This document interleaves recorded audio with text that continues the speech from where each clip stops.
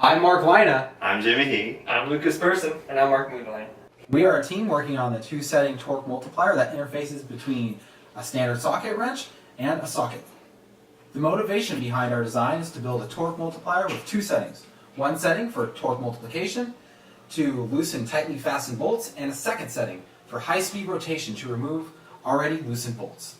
Upon doing research, we found that current torque multipliers on the market are too heavy, bulky, and expensive for the home mechanic use. Our design hopes to improve upon these issues in addition to supply dual functionality for the home mechanic. With our design goals in mind, we did a QFD to set our engineering specifications. We found two main products to compare to our design: the socket wrench and the industrial grade torque multiplier. Looking at factors such as weight, form factor, and cost, we decided that our product should be under 2 pounds, under 5 inches wide in diameter, under 4 inches thick, and be able to transmit 100 foot-pounds of torque. After completion of our design, we ended up with overall dimensions of a 3.5 inch diameter, 3.75 inches of length, and a product that weighs just under a pound.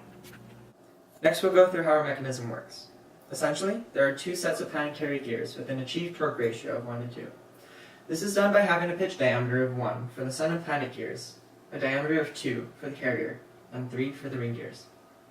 The black piece on the left, the central white plate, and the purple enclosure on the right fixed together to provide a switch mechanism that simultaneously locks one gear set and transmits the output of the other.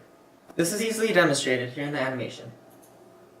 Here, we use the female sun gear as the input and the male sun gear as the output.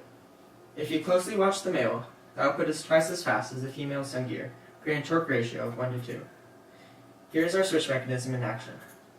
Freeing the previously locked gear train while transmitting the input from the now locked gear train. This new arrangement outputs a reverse torque ratio of 2 to 1. We designed our product with 3D printing as a manufacturing process in mind using ABS filament. We did this for easy and fast prototyping. We performed an FEA analysis on the planet carrier, which transmits the torque from one side of our mechanism, or one set of planetary gears, to the other.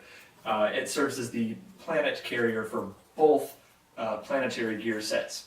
We did the FEA analysis on it using 100 foot-pounds of torque and came out with a safety factor of about 1.2.